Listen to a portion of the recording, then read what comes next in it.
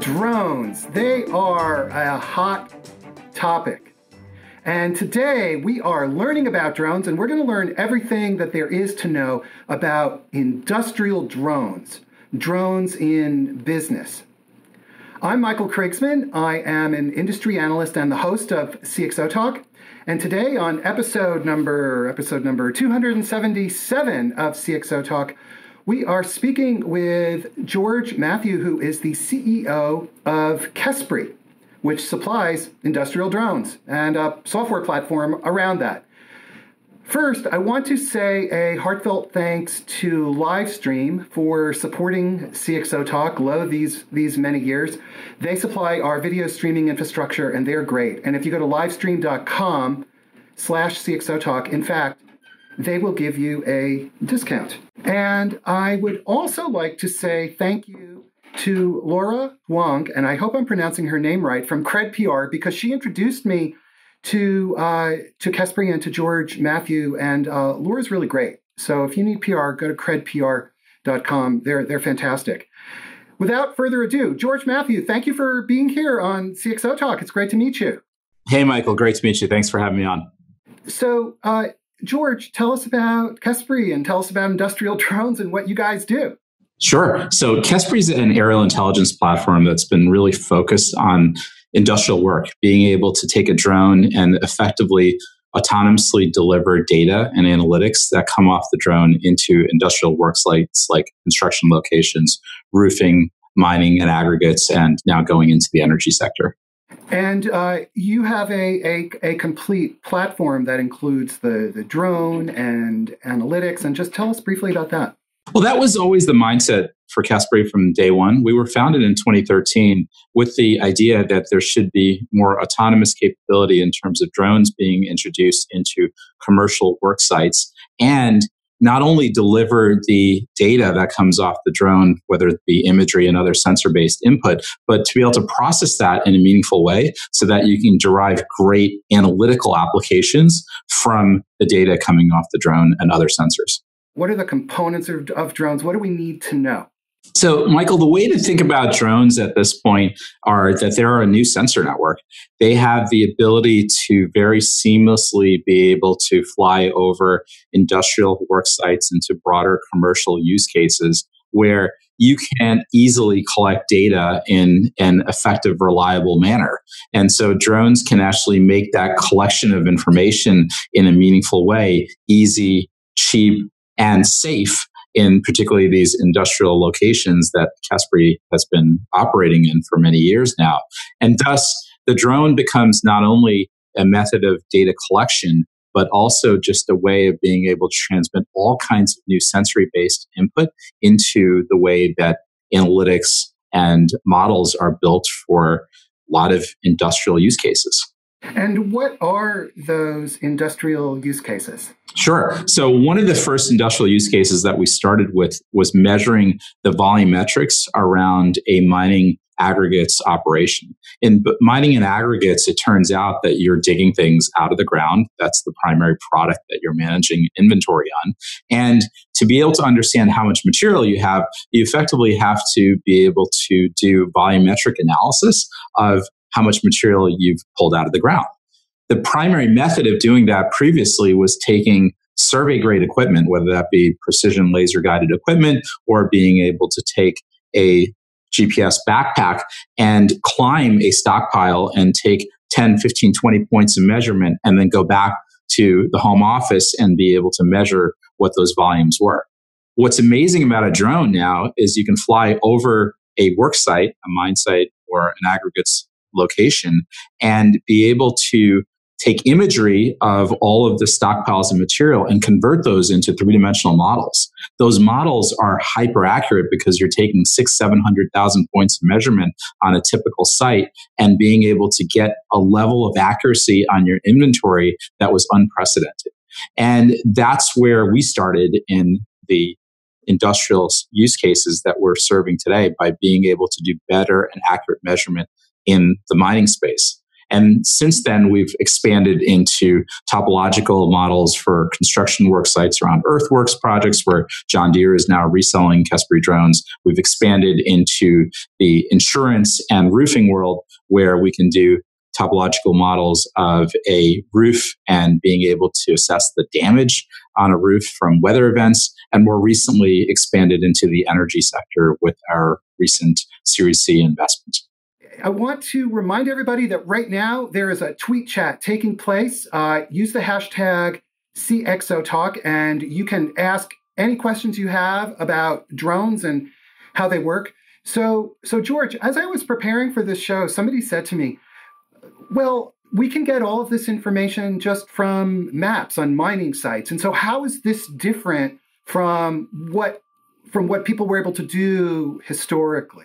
Well, historically, there's two changes that drones and other similar sensor-based technologies introducing into the market. In effect, if you're getting information from a map, it's ultimately two-dimensional in nature. What drones are now providing is a level and a view of dimensionality in the third dimension, being able to understand elevation, being able to understand topology, being able to understand the volumetrics related to material that might be dug out of the ground. And that capability of understanding the third dimension becomes quite relevant, particularly when you can do it in a super accurate way. So when we introduce precision GPS combined with a lot of the data processing that Kesbury delivers into the market today, what's incredible is we can create a topological analysis that's down to 3 centimeters of real space, X, Y, and Z. And so what you would have in terms of inaccurate two-dimensional maps in your mining site for years is now realized as a fully available 3-dimensional topology of that entire landscape as it changes over time. And that's where we start to see the benefit of drones and additional sensor-based input really impacting this kind of industrial work. George, it's interesting to hear you talk about drones as a sensor-based technology when I think the layman, such as myself, would think of it as flying, essentially. Yeah. And so what are the sensors? So when you think about sensors... Sure. Yeah, no problem. So let me actually introduce our second generation Kesbury drone in that context. So when you look at what we've built in terms of Kesbury's second generation capabilities, no surprise, there's a visual sensor built right in where there's a high fidelity camera that can take imagery on a work site itself. But alongside of that visual imagery that we can take, we have a one-dimensional forward-facing LiDAR. The LiDAR as a sensor can be used for collision avoidance, obstacle detection, as well as terrain map. And so we can see use cases where as the drone is autonomously flying on a work site, you can actually now have the imagery autonomously taken while you can understand if there's a obstacle on that work site and avoid it in real time. And that's possible because of sensor-based input. On the top here you see GPS. Precision GPS was introduced into the Kesbury product about a year ago, and now we can fuse the data that comes off of additional sensors like the visual sensor, the gyrotometer, the accelerometer with the precision GPS so that you can get the topological analysis coordinated down to 3 centimeters of real space, X, Y, and Z. So this is why I indicate that the drone being a new sensor network can start to apply all of these insights in a combined fashion that you frankly couldn't actually do most seamlessly before technology like this was brought together into market. And I'm assuming that this degree of both accuracy and the types of sensors, for example, the LiDAR, are among the distinguishing features that are different from consumer drones. Yeah, you hit the nail right on the head. When you think about the difference between industrial capabilities that Kesbury's introduced into the market for ruggedized work areas like a mining location or a construction location, you can potentially fly a consumer drone, but the challenge is that a consumer drone will have difficulty being able to be operated on a mine site that's 8,000 feet in altitude. It'll have difficulty in flying in 25 mile an hour winds. It has difficulty flying more than 15 minutes. Our drone today flies for almost 25, 30 minutes and covers 150 acres when it flies at about 150, 200 feet in the air. And so these qualities of industrialized work being accomplished with a drone needs a different type of product in the market than a consumer grade drone that has typically been in market for quite a few years. And this is where Kespri's focus has been in not only delivering that industrialized drone, but also the data processing, the applications that support the use cases that are necessary in the markets we serve. So you think of the drones as the data source, and then you take that data, you do various types of analytics on it so that it can then be used. Can you talk about the types of analytics that you use that you operate on that data? So one of the things that we primarily care about at Kespri is really integrating and owning the physical model of how a work site and asset area is effectively understood from an analytical perspective. And one of the key things that has been a differentiating factor in the market in terms of automating this data collection and being able to generate analytics from it is a technique called photogrammetry, Michael. And what I mean by photogrammetry is that you can take the 2D images that are collected off of a drone, and if you have the right overlap available of imagery and the right angle that you've actually captured that imagery, you can convert those 2D images into fully realized three-dimensional models. And so when Kespri went into market and produced some of the first generation of industrial applications, we started with that idea that first and foremost, generate that 3D model, generate that what's known as a 3D ortho mosaic, and then layer in all the aggregations, calculations, machine learning algorithms, artificial intelligence directly on top of the three-dimensional model. And so we see this as a very natural progression of how industrial work continues to get accomplished, because you just have better decision making that's available because the physical model is now most easily exposed with a level of unprecedented data and analytics that support that physical model to make better decisions within the organizations we serve. George, there are so many different technologies that are involved in this chain. Can you summarize for us the kind of skills and capabilities that you have on your team, the different areas of domain expertise that are necessary? This is an amazing part of my experience, particularly being at Kespri for a year and change now. I come from a pretty significant software analytics background, and that's what I'd been doing for quite a few years. And coming to Kespri and learning more about what the hardware systems look like, the robotics, the control systems, the IMUs, the mechanical engineering that we have entailed, the flight control systems that are in place to be able to generate an integrated product like this. It's an amazing learning curve. And particularly when you add the factor that Kespri is now manufacturing our drones in the United States, we now have a manufacturing facility that is producing the drones that we introduce into the market. So it's been an incredible personal experience for me, and just learning and being able to understand how converged systems like this can be applied in the industrial world. And for the team, it is a very cross-disciplinary team that works on producing the best product for this kind of industrial work. And so we're really proud of what we've done here with 100 people at Kespri to date that continues to grow and scale as we speak. It's a small group of people producing this type of technology with all of the different components. So how are you organized? How do you organize the company? What are the teams, the composition of the teams? Yeah, so when you think about the organization of our product itself, a lot of our product first and foremost starts with engineering that's effectively coupled with hardware and software engineering. And within the context of even software engineering, we really break down that software engineering by systems and control specialists, as well as platform and data specialists, and an organization that, of course, delivers the Kespri Cloud for a web application experience for the end consumption of the data that we're delivering. And so these disciplines are effectively interacting with each other with the help of a product management organization that really supports the timing, the release of an integrated converged solution into market as we bring the needs forward for our customers by industries that we serve.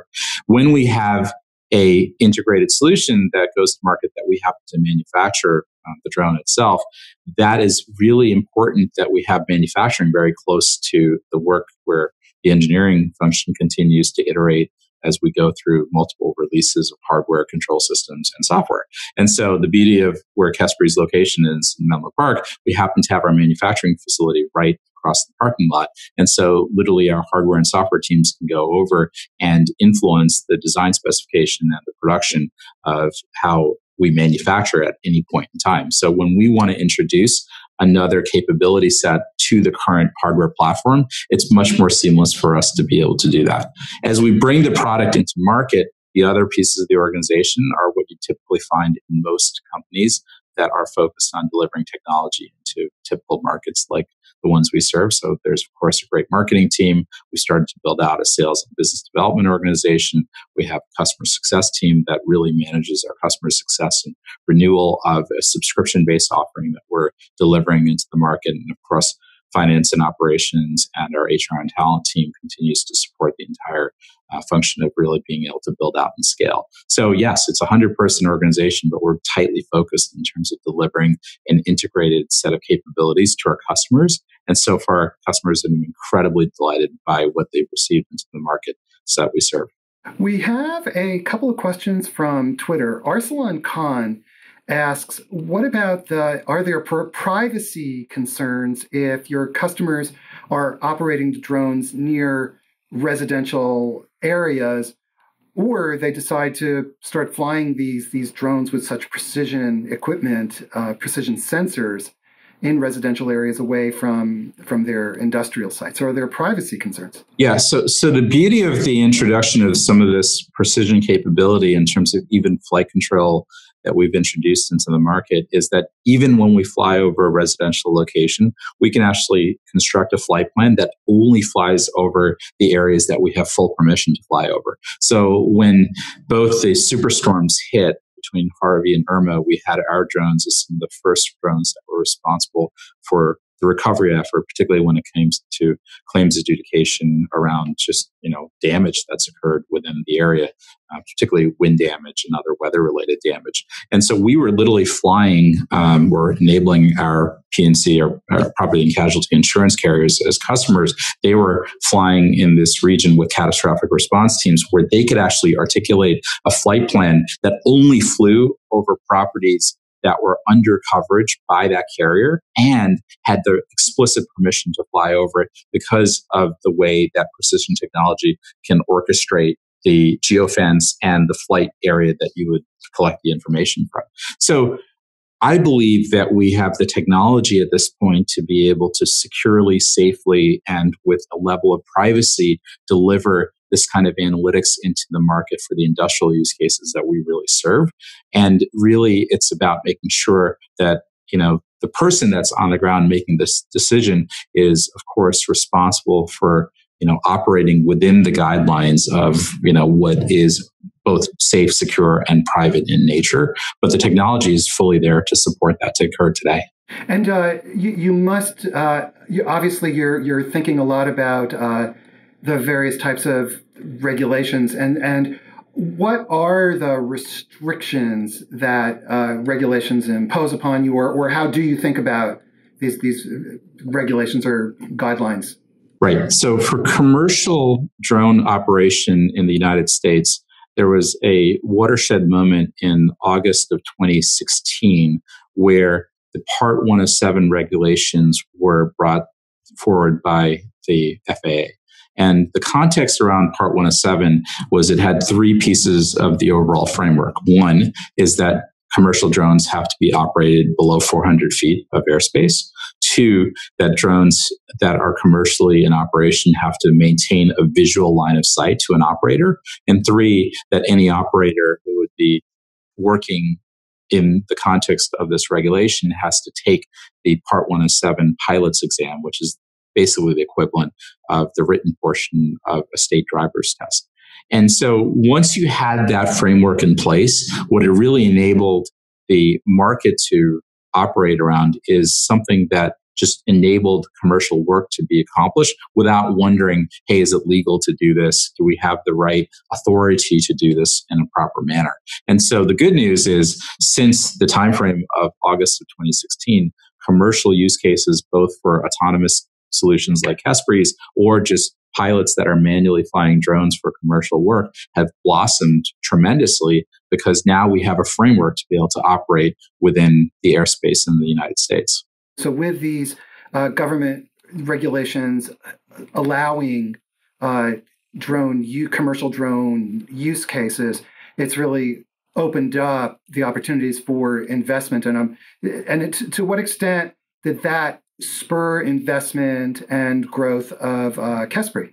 Yeah, so to put it in perspective, we saw in that period of time our revenue more than triple, because we, of course, had a view of that regulatory framework really supporting the commercial operation of Kespri being scaled out in some of these key industrial use cases that we've been building up even before the Part 107 regulation was effectively passed. And so it's been great for us. If you look at where Kespri's growth trajectory has gone since that time frame, it's been completely up and to the right, because there is now a framework to operate in. We were able to expand beyond our mining aggregates use case going into the insurance and roofing sector. We, in that time frame, also signed an exclusive relationship with John Deere to effectively bring Kespri drones into the market around earthworks construction projects within their dealer network.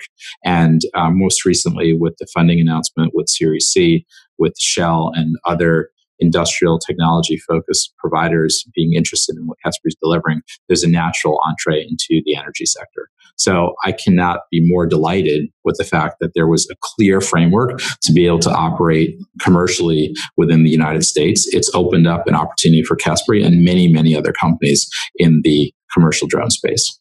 Tell us more about John Deere, because that sounds to me like they're looking at their core business model of supplying equipment and saying, okay, how do we surround ourselves with an ecosystem that adds greater value to the hardware itself?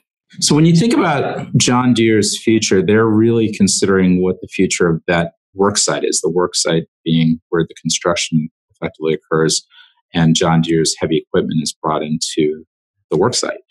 If you look at the advancements that have occurred on the worksite, there's a lot more telematic data that's now being used to make decisions on how you would, for instance, conduct an earthworks project where leveling and grading and getting the topology analysis around the leveling and grading needs to be hyper accurate. A few years ago, John Deere introduced a number of grade control solutions in the market where literally you can bring GPS coordinates and send that to your smart dozer, so that as the dozer's blade is hitting the earth, you can articulate the angle of the blade based on the GPS coordinates that you've been able to send it. And so the ability to now introduce highly precise topological models, as I mentioned earlier with the use of Kespri drones, was such a natural complement to the smart grade equipment that John Deere was introducing into the market. And really that's where the dealers within John Deere's network, as well as John Deere Corporate, became very interested in not only drones, but the ability to have a drone that delivered a highly accurate topological model that could then be applied to where their smart grade equipment was being deployed into market. And really that's where the relationship started this time last year. We introduced it exactly a year ago, and we've now seen the expansion of our technology and product being in the channel of John Deere's dealer network for a good portion of this past year. And so far, the uptake has been amazing. Are you actually integrating with their equipment, or how does that work? Yeah, so the first phase of the work was to be able to bring the solution together side by side, where Kespri would be sold into the market alongside of the heavy equipment, and the data that was generated from Kespri could be leveraged by the smart dozer and additional equipment that was able to receive this kind of telematic geospatial GPS-based coordinated information. The long-term vision is that the data can be automated in terms of how information can flow directly from the Caspary drone onto the heavy equipment. So that's project work that we'll be taking on with John Deere in the not too distant future. But we're in a good place on phase one and just introducing the core technology and the product into the same market that needs this kind of insight occurring day to day on a construction work site to complement the smart equipment that John Deere has already introduced into the market for several years. I'm always interested in how new technologies like the drones can impact and disrupt and make more efficient and bring innovation to established industries. And so I think it'd be interesting to hear more about the use cases that you're applying to applying the drones to with and describe how it's changing or enabling new business models. Sure. So we've always looked at this as an opportunity to change the future of industrial work. And that is a lot of where Caspary's vision continues to stand differentiated in the market.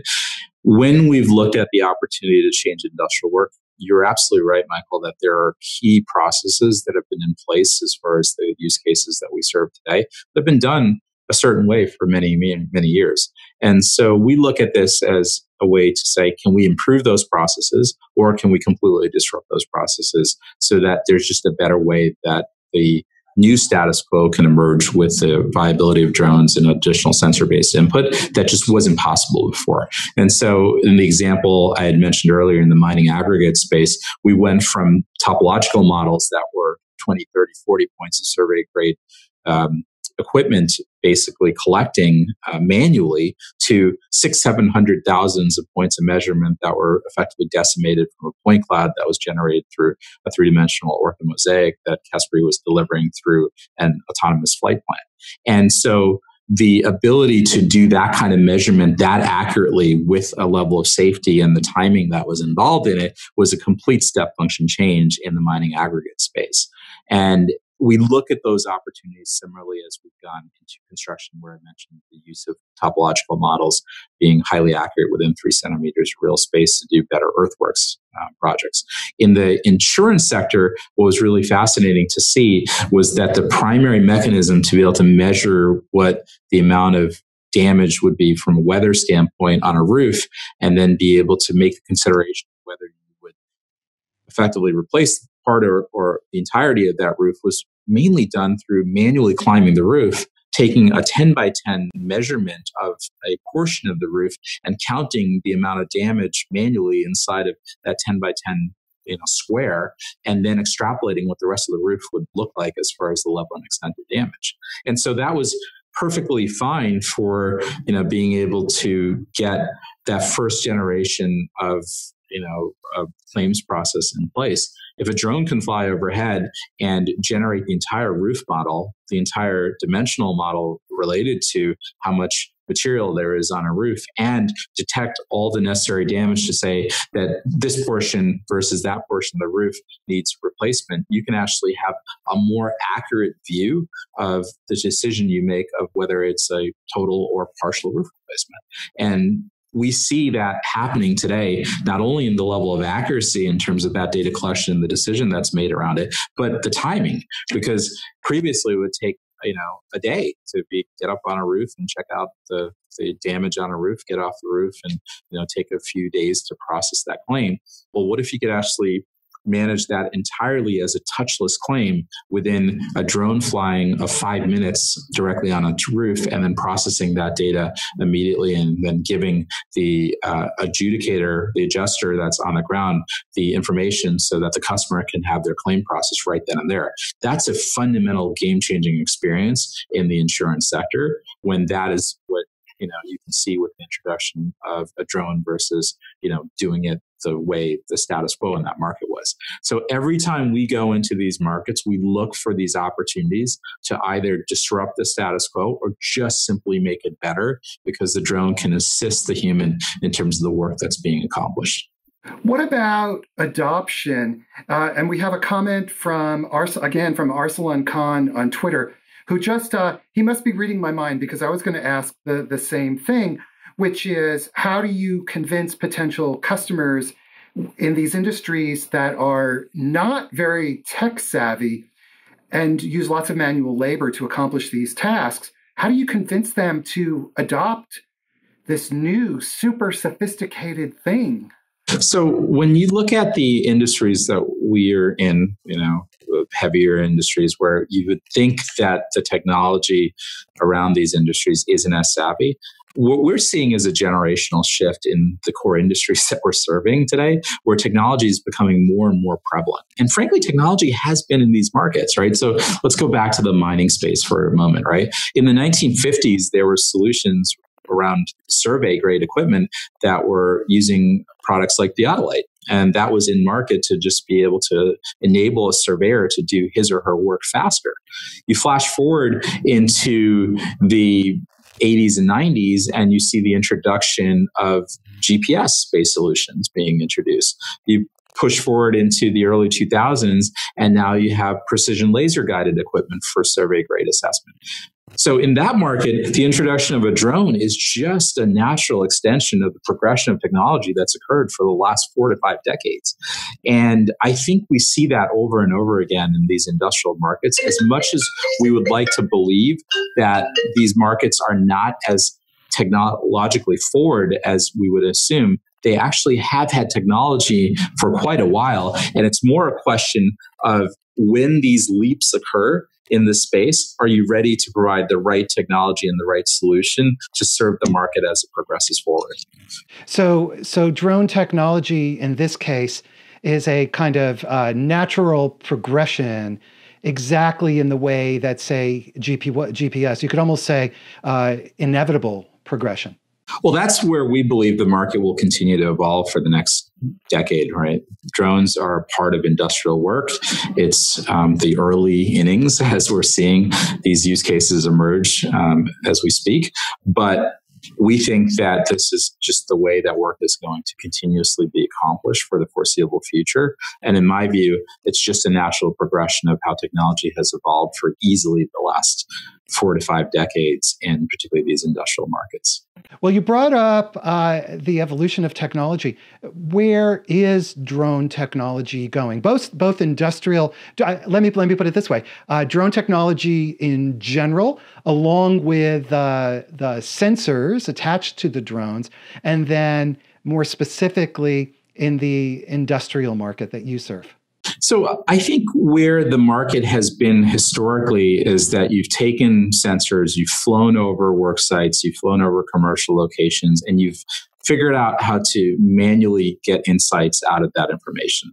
And I think that that's where the market will effectively need to have better automation, better data processing, better capabilities to be able to get those insights off of the sensors and make automated sense out of them using machine learning, using artificial intelligence, applying it as an application and a full, complete experience, and deliver a more complete offering into the market than someone just manually flying a drone into a work site. And this is where Caspary has been really focused, right? We've never built a solution that even has a joystick, right? It's effectively built with an autonomous capability where you punch in the coordinate that you would want to fly by casting a geofence and then being able to, with your fingers, draw out the area that you would want to fly on an iPad, hit the start button, and the drone autonomously takes off and does the work that it needs to do. So we see this as a natural automation and set of applications that support the data that's coming off the drone versus someone manually flying, which has been historically what the drone market has looked like. And it's not that the two are in violent conflict with each other. There's perfectly adequate needs to be able to manually fly. For like a good example, it's like if you want to do a bridge inspection, it's probably best suited by a pilot manually flying a drone to be able to collect that insight. But if you wanted to look at at, the shipping containers that might come to a port, if you want to look at the dimensional analysis of a roof, if you want to look at how much, the solar potential of an entire solar farm is operating at efficiency, like those things can be more naturally automated without having to manually intervene with pilots flying drones. And this is where Caspry sees a very viable future for an autonomous solution like we've delivered into the market. So you're not out there supporting people taking joyrides and taking photographs of the beach. There's plenty of people that do great work there, and we really fully support that amazing work that's been done for taking joyrides, flying along the beach, taking wedding photography. As you can see, there's plenty of consumer and prosumer uses of drones, and we love all those use cases. And many of us are our own sort of personal hobbyists in terms of use of drones for these cases. But at work, we're focused on the nature of industrial work being improved by the use of technology that we're delivering into market. And it sounds like your future is not just the hardware, but equally or almost equally as much the kind of analytics and data analysis, whether it's graphical data analysis or other types of analysis on the software side to enhance that data and make it actually useful for the industrial customers who are purchasing. I think that's the only way it becomes a complete solution in the market, Michael, because if you're just generating the sensor-based input and not driving the insights, not automating the machine learning algorithms, not being able to package that up as a complete software-based application experience to users that are then consuming that content, whether that be operators on the ground or decision makers in the front office, you're not delivering the value that really can be enabled for this kind of industrial work to be fully realized, right? You're just providing a partial or a small sliver of the overall solution to market. And this is where, for every use case, Caspry has gone super deep on the use case versus trying to go broad against all of the possibilities where drones can be used today. So it's not just a matter of collecting the data, although obviously that's a crucial foundation, but it's how are you operating on that data, which means then that, again, going back to the skills composition of your workforce, you must have hardware people and then subsets of hardware people. I'm not trying to put words in your mouth for the various subsystems. And then you've got to have software people, data people, right? I mean, I'm assuming, again, going back to that workforce composition question. Yeah. So think about it this way. We've flown over 40,000 missions for our customers, or customers have flown 40,000 missions more precisely using Caspry's end-to-end solution for the last 3 years. And each one of those missions is generating gigabytes of data. All of that data is being fully automated and processed in our Caspry Cloud that then is exposing the analytical models, the applications that are supported by those analytical models to users in the markets that we're in. And so, yes, it absolutely takes a village of cross-functional capabilities, both on hardware and software and data processing and cloud infrastructure, to be able to deliver the end-to-end experience that we do today. And that's what makes the mission as incredible as it is. Like, we're an ambitious company going after $1 trillion market opportunity in terms of the digitization of industrial work. And we see a lion's share of it being able to be descriptive of creating a physical model and using sensor-based input to do it. And the more we can go deeper into these use cases, we can capture more of that value in the next decade. To what extent are you system integrators taking off-the-shelf components, bringing them together into a solution, as opposed to developing your own technology for each of those source components, the many source components? On the hardware side, we've become very strong at the sensor fusion, the componentry, and the systems integration around that to package this up properly for just a foolproof way, a easy way to be able to deploy this technology into the market, right? So you don't have to have massive expertise in terms of being able to fly and operate. You do, of course, have to pass the Part 107 license, but you still don't have to be an expert in manually flying a drone to be able to collect this information in a meaningful way. Now, that area, we've actually done quite a bit of what is the systems integration. As we've now built a lot of these applications for claims management in the insurance sector, for inventory management in the mining aggregate space, for earthworks topological analysis and construction, and then going into some of the asset management scenarios in energy. What we're now seeing is that data also needs to flow into other internal systems in the enterprises that we serve. And so we don't wake up every morning, and I don't think we're necessarily the folks that are doing the integration from Kesbury's cloud directly into the endpoints that the enterprise systems serve today. We're exposing programmatic APIs, REST JSON-based services so that you can do that integration, or a systems integrator can do that integration. But that's because we believe that there's a strong ecosystem that'll benefit from the fact that this kind of sensory-based input can be processed, and applications and the data, the models, the analytics that are delivered in this infrastructure and platform can be brought into other systems more seamlessly. And that's where we think a broader set of friends and members in an ecosystem will continue to support Kesbury for the foreseeable future. And I guess clearly that is one of the distinguishing features of an industrial drone solution as opposed to a consumer one that's just, obviously not aware of the enterprise systems. That's right, because if you're bringing a consumer drone in, you can potentially collect all that data, but then how do you process that? That's going to be manual, right? And how do you make the insights possible? Well, you're still going to be, going through a bit of a kludgy broken experience. And then how do you get that data into an application that's consumable, or a set of APIs that can be exposed to downstream applications? All of that tends to be laborious work that we help effectively pre-package and deliver to the customer base we serve. We have just a few minutes left, and there's another interesting question, this time from the @CXOTalk Twitter account, which is asking about data security and privacy, both the drone data that's collected as well as the customer data, because you're collecting very sensitive commercial, and in some cases, I'm assuming very confidential commercial information. So we think about that privacy and security pretty significantly when we deploy our solution into market. And so look at those two endpoints.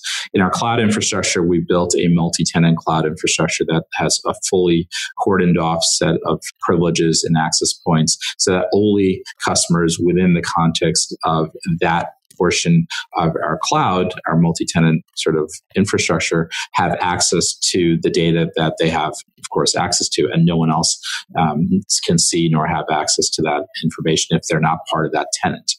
In the case of the data collection, I had actually mentioned earlier that we've actually put a lot of capability into the product so that we can precisely collect information without breaking privacy. So even when we're flying over commercial rooftops, when we're flying over industrial work sites, we're flying over residential properties, we have to have explicit permission, and we make sure that when we're working with our customers that permission is in place, and we only fly over the places that we're allowed to fly, and we can set up the flight plan, we can set up the autonomy on the drone to just make that possible and seamless, so that we're not collecting more information than that we should be frankly doing when we're actually on these work sites. So we've had that mindset from day one to be able to only collect the data that we're allowed to collect, and to only expose the data that's securely delivered on a multi-tenant basis to our customers as they've been able to scale out operations. So that continues to be the way that we operate. And so we've built a product and a solution with that frame and that mindset from day one. And so as we continue to expand customers and industries, we'll continue to operate that way for the foreseeable future. Okay. And as we have about a minute left, what advice do you have, George, for organizations that want to adopt drone technology? They're looking at this from the outside and they're thinking, this could be useful for us. What should they do? So I think a really well-known science fiction author once said that the future is here. It's just unevenly distributed. William Gibson actually said that. And I take that to heart when you look at these opportunities. And if you are an individual, a leader, a decision maker, an analyst, an operator within the context of some of these industrial sectors that we happen to serve, what I will say is that the technology surrounding drones is absolutely here. It's not in the future. It's not something that's pie in the sky, that dream that people are assuming is going to come later. It's here now to be able to deliver industrial work in a meaningful way. And the more that you just start to learn, start to get yourself educated, start to understand what the possibilities are, and to pick people that really have been working in these markets to be able to deliver complete use cases to the needs that you have in your respective organizations, you will have an amazing experience being able to use drone technology for the future of the industrial work you're doing. George Matthews, CEO of Kespri, thank you very much for teaching us about drones today here on CXO Talk. Super fun. Thank you for having me, Michael. Everybody, you have been watching episode number 277 of CXO Talk. We've been speaking with George Matthew, who is the CEO of Kespri, which supplies industrial drones. Next Friday on CXO Talk, we're speaking with Aaron Levy, who is the CEO of Box. And I hope you'll come back and join us then. Thanks a lot, everybody. Oh, before I forget, please like us on Facebook and subscribe on YouTube and tell a friend. Thank you very much, everybody. Have a great day. Bye-bye.